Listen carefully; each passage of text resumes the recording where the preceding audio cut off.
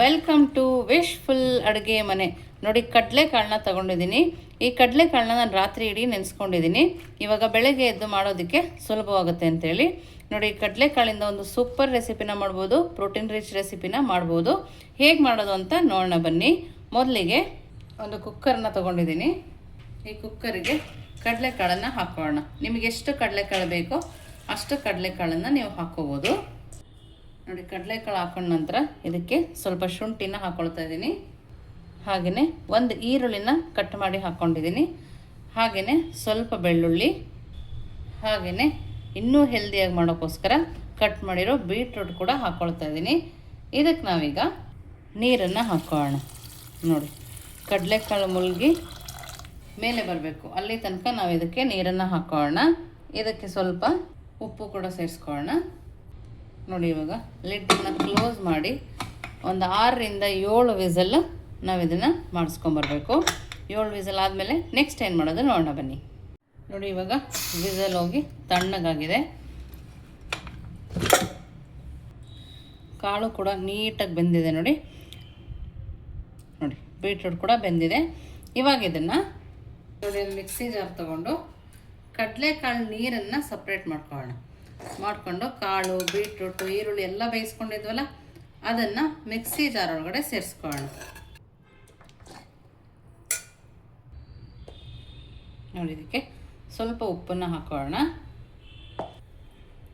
ಹಾಗೆಯೇ ದೊಡ್ಡ ಸ್ಪೂನಲ್ಲಿ ಒಂದು 3 ಸ್ಪೂನ್ ಆಗುವಷ್ಟು ಮೊಸರನ್ನ ಹಾಕೋಣ. ನೋಡಿ, ಗಟ್ಟಿ ಮೊಸರಿದೆ, ಮೊಸರನ್ನ ಹಾಕೋಬೇಕು. ನೋಡಿ, ಈ ಥರ ಮೊಸರನ್ನ ಹಾಕಿದ್ದೀವಲ್ವ, ಇವಾಗ ಇದನ್ನು ಸಣ್ಣದಾಗಿ ರುಬ್ಕೊಂಬರೋಣ. ನೀರು ಹಾಕೋ ಅವಶ್ಯಕತೆ ಇಲ್ಲ, ಹಾಗೇ ರುಬ್ಕೊಂಬರೋಣ. ನೋಡಿ, ಈ ಥರ ಸಣ್ಣಗೆ ಮಾಡ್ಕೊಂಬರ್ಬೇಕು. ಎಷ್ಟು ಸಣ್ಣದಾಗಿದೆ ನೋಡ್ತಾ ಇದ್ದೀರಲ್ಲ, ತುಂಬಾ ಸಣ್ಣದಾಗಿ ಬಂದಿದೆ. ಈ ಥರ ಸಣ್ಣದಾಗಿ ರುಬ್ಕೊಂಡು ಇದನ್ನು ಪಕ್ಕಕ್ಕೆ ಎತ್ತಿಟ್ಕೊಳ್ಳೋಣ. ನೆಕ್ಸ್ಟ್ ಏನು ಮಾಡೋದು ನೋಡೋಣ ಬನ್ನಿ.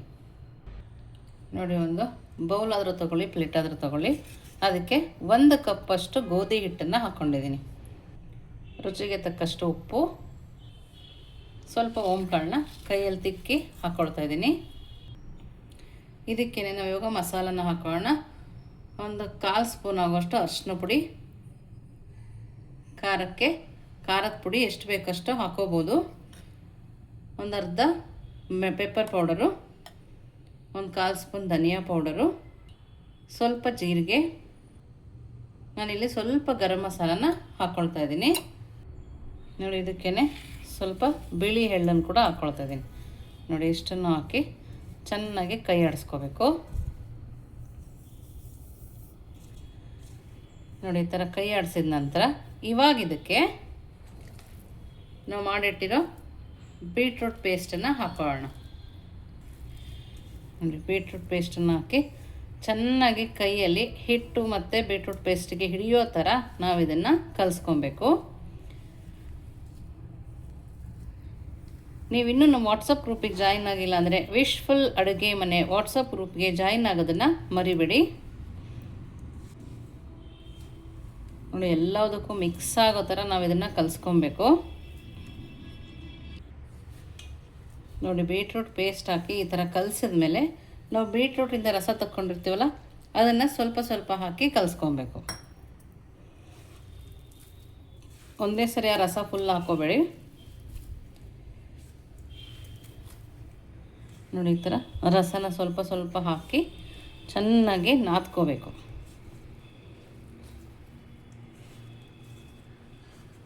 ಬೆಳಗ್ಗೆನೆ ಮಕ್ಕಳಿಗೆ ಏನು ಮಾಡೋದು ಲಂಚ್ ಬಾಕ್ಸಿಗೆ ಅಂದಾಗ ಈ ಥರ ಹೆಲ್ದಿಯಾಗಿ ಮಾಡ್ಕೊಳ್ಬೋದು. ಬೀಟ್ರೂಟ್ ತಿನ್ನಲ್ಲ ಅನ್ನೋರು ಕೂಡ ಈ ಥರ ಒಂದು ರೆಸಿಪಿ ಮಾಡಿಕೊಟ್ಟಾಗ ಬೀಟ್ರೂಟ್ ಇದೆ ಅಂತ ಗೊತ್ತಾಗಲ್ಲ, ಕಲರ್ಫುಲ್ಲಾಗಿ ತುಂಬ ಇಷ್ಟಪಟ್ಟು ತಿಂತಾರೆ. ನೋಡಿ, ಇಷ್ಟು ನಾದಿರ್ತೀವಲ್ಲ, ಇವಾಗ ಸ್ವಲ್ಪನೇ ಎಣ್ಣೆ ಹಾಕಿ ನಾವು ಇದನ್ನು ಮತ್ತೆ ನಾದ್ಕೋಬೇಕು. ನಾವು ಎಣ್ಣೆ ಹಾಕೋದ್ರಿಂದ ಶೈನಿಂಗ್ ಕೂಡ ಬರುತ್ತೆ, ಸಾಫ್ಟಾಗಿ ಕೂಡ ಆಗುತ್ತೆ. ನೋಡಿ, ಈ ಥರ ಇನ್ನೂ ಸ್ವಲ್ಪ ಚೆನ್ನಾಗಿ ಮಿದಿತಾ ನಾದ್ಕೊಂಬರೋಣ. ನೋಡಿ, ಎಷ್ಟು ಸಾಫ್ಟಾಗಿ ನಾವು ಇದನ್ನು ಕಲಿಸ್ಕೊಬೇಕು. ಇವಾಗ ನಾವು ಇದರಲ್ಲಿ ಒಂದು ಸಣ್ಣ ಉಂಡೆನ ತಗೊಳ್ಳೋಣ. ನೋಡಿ, ಈ ಥರ ಉಂಡೆನ ಮಾಡ್ಕೊಂಡಿದ್ದೀನಿ. ನೋಡಿ ನಲ್ಲಿ ಸ್ವಲ್ಪ ಹಿಟ್ಟನ್ನು ಹಾಕ್ಕೊಳ್ತಾ ಇದ್ದೀನಿ.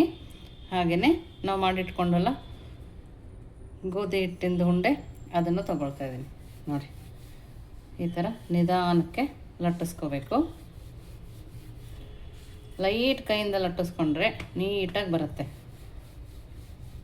ತೀರಾ ತೆಳುವು ಅಂತ ಏನಿಲ್ಲ, ಮೀಡಿಯಮ್ ಆಗಿ ಲಟ್ಟಿಸ್ಕೋಬೋದು.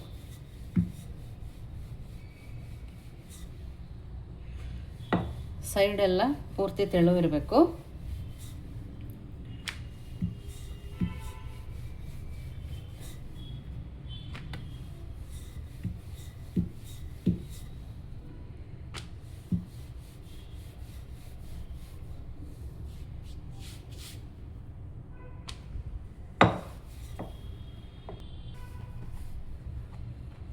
ನೀವು ನೋಡ್ತಾ ಇದ್ದೀರಲ್ಲ, ಇಷ್ಟು ತೆಳುಗೆ ಲಟ್ಟಿಸ್ಕೊಂಡ್ರೆ ಸಾಕಾಗತ್ತೆ.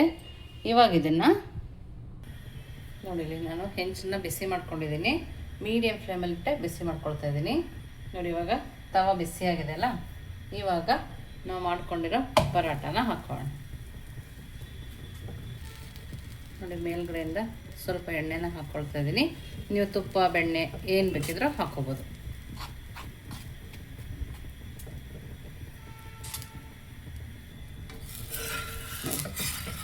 ಒಂದು ಸೈಡ್ ಬೆಂದಮೇಲೆ ಇನ್ನೊಂದು ಸೈಡ್ ಈ ಥರ ತಿರುಗಿಸಿ ಹಾಕೋಣ.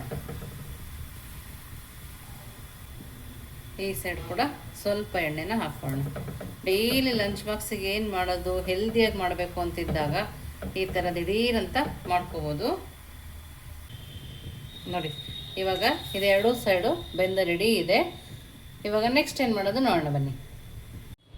ನೋಡಿ ಬಿಸಿ ಬಿಸಿ ಪರಾಟ ರೆಡಿ ಇದೆ.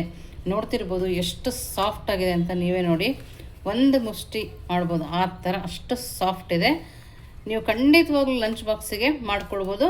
ನಾವೆಲ್ಲದನ್ನ ರಾತ್ರಿನೇ ರೆಡಿ ಮಾಡ್ಕೊಂಡ್ರೆ ಬೆಳಗ್ಗೆ ಮಾಡೋದು ತುಂಬಾ ಸುಲಭ. ನೋಡ್ತಾ ಇದ್ದೀರಲ್ಲ, ಇವಾಗ ಇದಕ್ಕೆ ಮೊಸರು ಜೊತೆ ಬೇಕಾದರೂ ತಿನ್ಬೋದು. ನಾವು ಹಾಗೇನೂ ತಿನ್ಬೋದು, ಮೊಸರು ಜೊತೆಗೆ ತಿನ್ಬೋದು. ನೋಡಿ ಎಷ್ಟು ಸಾಫ್ಟ್ ಇದೆ ನೋಡಿ. ಮೊಸರು ಜೊತೆಗೆ